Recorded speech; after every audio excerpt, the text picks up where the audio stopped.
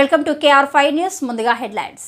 Assembly ఎన్నికల సమయంలో Congress party నాయకత్వం ముఖ్యంగా సీఎం రేవంత్ రెడ్డి ప్రజలకు చేసిన వాగ్దానాలను అమలు చేయాలంటూ ఈ నెల 22వ తేదీ CPI-ML మాస్ లైన్ తెలంగాణ రాష్ట్ర కమిటీ ఆధ్వర్యంలో చెలో హైదరాబాద్ పిలుపునివ్వడం జరిగిందని, దానిలో ప్రజలు అధిక సంఖ్యలో పాల్గొని జయప్రదం చేయాలని బి మల్లేష్ పిలుపునిచ్చారు.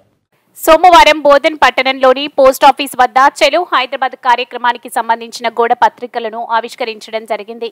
ఈ సందర్భంగా బోధన్ డివిజన్ సహాయ కార్యదర్శి బి మల్లేష్ మాట్లాడుతూ, గత ప్రభుత్వంలో దశాబ్ద కాలంగా రేషన్ కార్డులు ఇవ్వనందున ప్రభుత్వ పథకాలకు రేషన్ కార్డులే ప్రమాణమైనందున కార్డులు లేనివారు నష్టపోతున్నారని, సొంత స్థలాలు ఉన్నవారికి ఇంటి నిర్మాణానికి 10 లక్షల రూపాయలు ఇవ్వాలని, ఇంటి స్థలం లేని వారికి డబుల్ బెడ్రూమ్లు ఇవ్వాలని, అర్హులైన వారందరికీ పెన్షన్స్ ఇవ్వాలని, బీడీ కార్మికులకు ఎలాంటి ఆంక్షలు లేకుండా కటాఫ్ డేటును తొలగించి కొత్త పెన్షన్లు మంజూరు చేయాలని, రైతాంగంకు 2 లక్షల రుణమాఫీలో మాఫీ కాని వారందరికీ వెంటనే రుణమాఫీ చేయాలని, రైతు భరోసాకు 20 ఎకరాల వరకు గల రైతులను ఎంపిక చేసి 10 ఎకరాల వరకు రైతు భరోసాను ఇవ్వాలని, ధరణి సమస్యలను పరిష్కరించాలని, వ్యవసాయ కార్మికులకు ఎన్నికల్లో వాగ్దానం చేసిన ప్రకారం 12,000 రూపాయల జీవన భృతిని వెంటనే అమలు చేయాలని, జీవన వ్యయానికి అనుగుణంగా పెంచాలని, అసంఘటిత కార్మికులకు సెలవులతో కూడిన కనీస వేతనాలు అమలు చేయాలని, కాంట్రాక్ట్ అవుట్సోర్సింగ్ రెగ్యులరైజ్ చేయాలని, స్కాలర్షిప్స్ ని, ఫీజు రియంబర్స్మెంట్, ఆరోగ్యశ్రీ బకాయిలను వెంటనే చెల్లించాలని,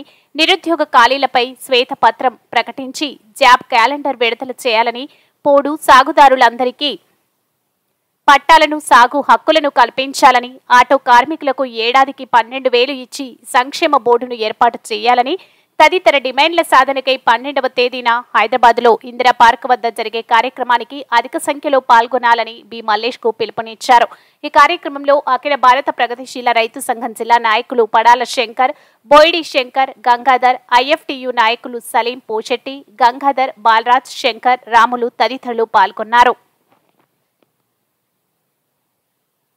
సందర్భం ఉంది, కానీ వాళ్ళకి ఇప్పటికీ రేషన్ కార్డులు లేవు.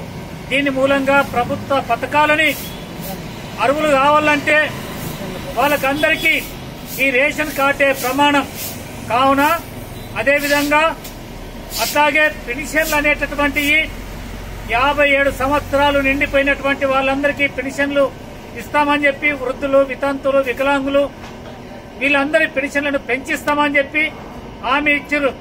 అదే మాదిరిగా బీడీ కార్మికులకు అందరికీ ఎలాంటి ఆంక్షలు లేకుండా ఇప్పుడు ఇస్తున్నటువంటి పెన్షన్ ని 4,000 రూపాయలకు పెంచి ఇస్తానని చెప్పి చెప్పడం జరిగింది. దాని గురించి ఊసే ఎత్తడం లేదు, కనీసం మాట్లాడడం లేదు. రాష్ట్ర వ్యాప్తంగా 6 లక్షల మంది బీడీ కార్మికులు ఉన్నారు. వారి సమస్యని పట్టనట్లు ప్రభుత్వం మాటనైనా మాట్లాడినటువంటి పరిస్థితి ఉంది.